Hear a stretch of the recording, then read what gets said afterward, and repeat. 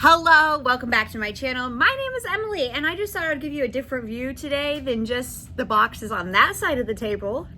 Boxes on this side of the table. So this is how we store eBay.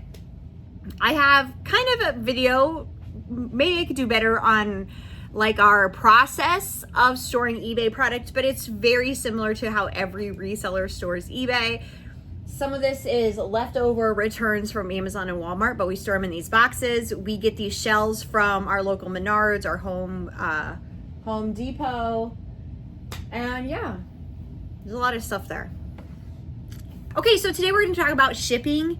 This is a huge topic, especially if you're going to be selling merchant anytime soon on Amazon. Just a reminder, selling merchant is where you fulfill the order yourself. You ship it direct to the customer and you deal with customer service.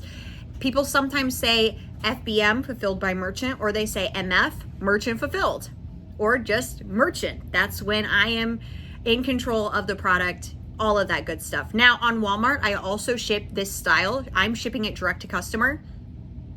The big difference between Walmart and Amazon right now is I do not have expedited shipping settings on Walmart for a number of good reasons. It is very easy to return product on Walmart, and people return everything because there's stores everywhere. And all they have to do is walk in the store and return it. And they don't care how much it costs me to ship it to them. So I almost turned on expedited shipping because I do think it would bump my sales. But I would imagine I would lose more money than ever when all of those people decide I'm just going to return it back to the store. So I decided against that. I'm not expediting any orders on Walmart. So for the sake of this call, we're really focusing on merchant fulfilling on Amazon. Now, I'm going to give you a couple steps to get started on the platform. When you sign up and get approved, the first thing you need to do if you intend to list anything merchant is go to your shipping template and update those prices. And I will share what my prices are right now. This is always kind of evolving and changing if USPS updates prices. A lot of reasons which I can get into why I'll have to raise or lower my prices from holiday to holiday. But the standard migrated shipping template they give you, those prices for expedited and 2-day, you probably don't have access to 1 day as a new seller, are not enough. They will cover like a third of the actual cost of a shipping label. Shipping 1 day and 2-day is very expensive. And if, for instance, you do ship something and expedited or 1 day and the buyer doesn't pay enough, it happens all the time, I still have to ship it. I still have to ship it 1 day. That's my fault. My prices were not set accurately. It's not the buyer's fault. It still needs to go the correct way. And really, it can only hurt me and my ability to sell on Amazon, not shipping it out the way it was intended to go. Do not cancel orders. Okay, you're new to selling. You just got approved for your Amazon seller account. You updated your shipping prices. What's next? Now, depending on your zone and where your buyer is located, that's what really starts affecting those prices. Sometimes you get a random order to Puerto Rico, and obviously the shipping on that is going to be way more than just a standard shipping it across the country. And you really learn, if you decide to jump into the merchant world, different products, just you have to set better parameters.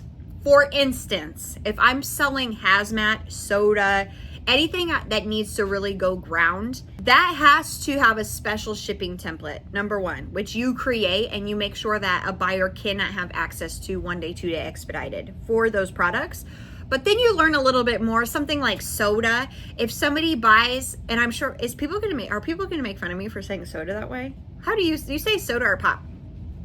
Anyways, certain things, really heavy items like pool ladders, or if somebody in Hawaii, Puerto Rico order a lot of an item and it's a big box, those shipping labels are going to be astronomical, even going ground, which is something they didn't pay for shipping, but expedited, all that's going to be a lot. So I have, in my experience, created lots of shipping templates. So if I'm doing a pool ladder, for instance, I'm going to make sure I select a shipping template that people in different parts of the country cannot buy it because it's too much money to get it to them.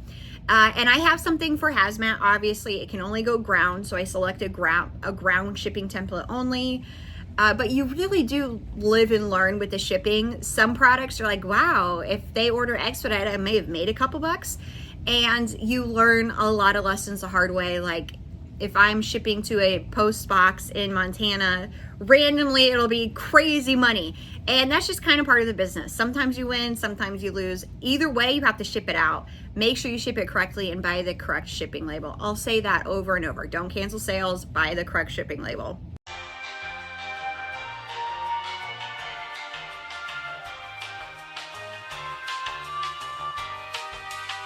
So this is where I have the most issues with my standard shipping template. And I'm gonna try to explain this in a good way. I've tried multiple times and it's not gone well. If you want to ship expedited or 2-day, 1-day on Amazon, usually what it looks like is the standard price for that label, like $29.99, and then you also charge per pound.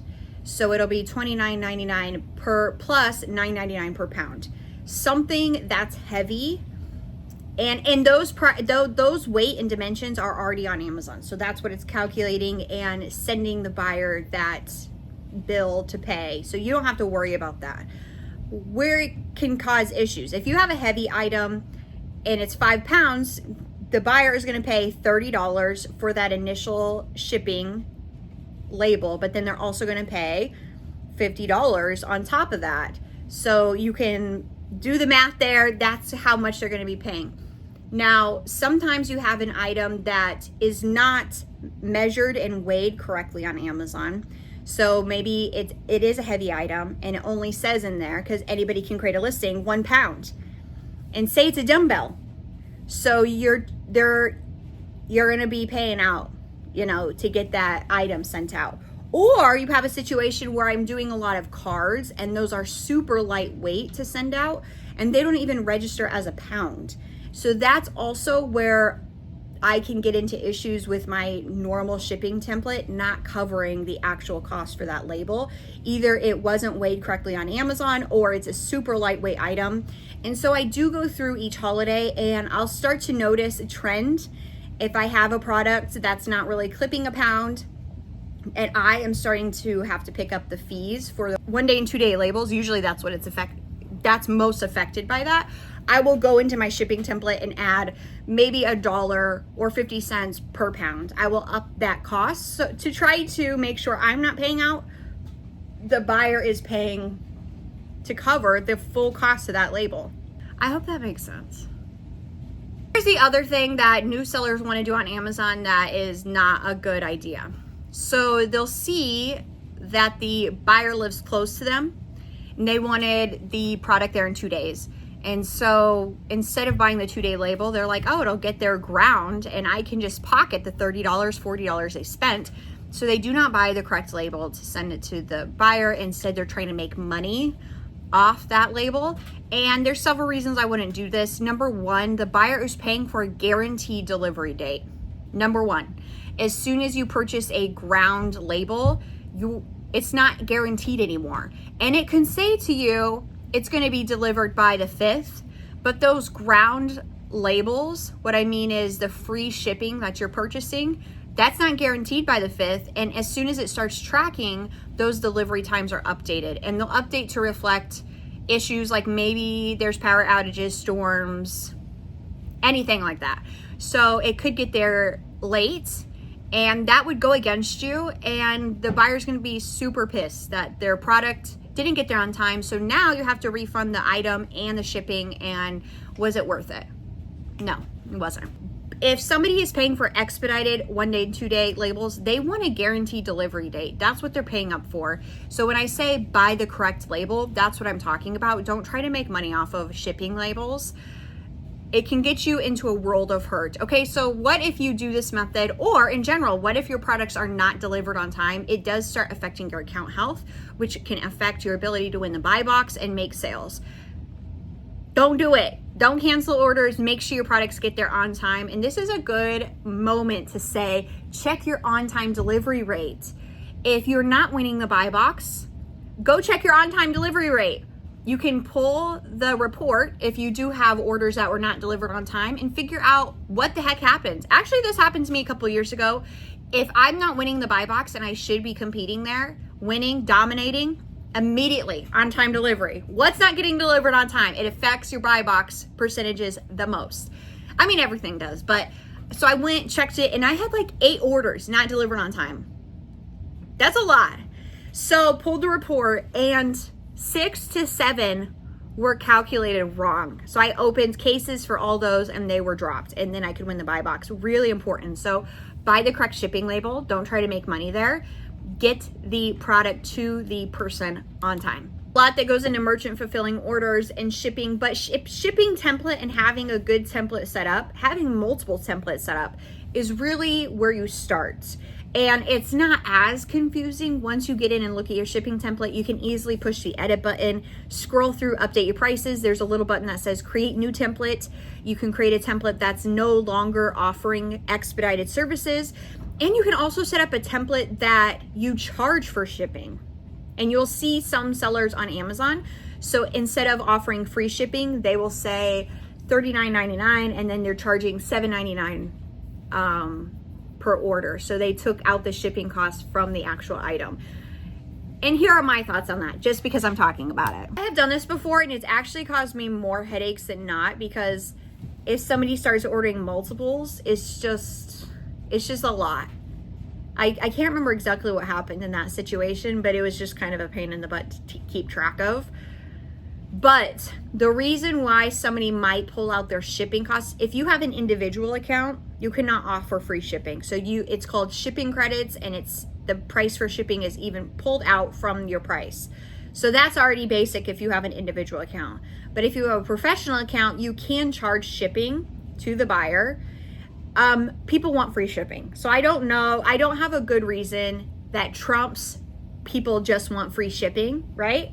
At all. But here's a reason somebody might do that. Okay, in shutdown, when that whole season, there was tons of shortages. You were listing a product and the price of that product was getting really high. I'm just going to tell you straight out. Here's what happened. So sellers could no longer list. Say you had a dumbbell. Dumbbells were crazy. Weights were crazy. And the going price of that dumbbell on Amazon was $40. But then Amazon was saying that's too high. You can't price it at $40 anymore. What some people were doing is saying, okay, I will create a new shipping template and charge $20 to ship it, and listing it for $20. And they were getting around the price error that way. Also, those freaking dumbbells were expensive. So it was also another way, if you are sometimes selling shortage items, nobody understands how much it costs to ship. So sometimes simply removing the shipping price from your overall price can just tell the customer, like, this costs money to ship. Just because it's free for you, it's not free for me. And can limit issues like buyer complaints, bad reviews. Okay. The other thing is, on Amazon, you are charged a fee for every product you sell. It's usually like 8 to 15%. That fee is charged on your list price, not your shipping. So that is maybe the best incentive why somebody would pull out shipping, is they don't want to be charged extra. It's not a bad idea. I don't know if it's a good idea, but you're charged less than. I hope that makes sense. I do have friends who do this method and they love it. They live by it. I just wonder if overall it's hurting your ability to win the buy box, not offering free shipping, because that's pretty standard in e-commerce. So, okay. I hope when you watch this, you're not more confused than when you showed up. Understanding shipping is important. If you came from eBay and reselling, you get it. You already know. You're ahead of the curve, right? And this won't be too complicated for you because you understand how to ship products. But if you're brand new to e-commerce, shipping was so overwhelming to me. I started on Poshmark, and you get a label sent to you, and then you can pretty much use any box. So you didn't really have to learn shipping. If it fit in the box, you were good to go. So when I started eBay and reselling, I was so overwhelmed. I took a pen and pad to my local USPS, and they weren't great. Like they didn't want to talk to me and asked a bunch of questions. So that's typical, but I will say the shipping on Amazon is awesome. You can do bulk orders. Once you ship an item once, you're not gonna have to update the weight, dimensions, all that stuff. It's already programmed in. They make it really easy on Amazon. So on that side, the ease and use, it's there, it's awesome.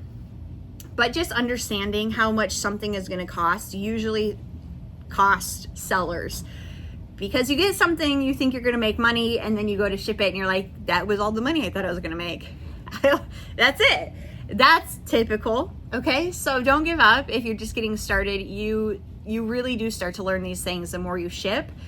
I hope this was helpful. Thank you for following along. Have a fantastic day. Bye.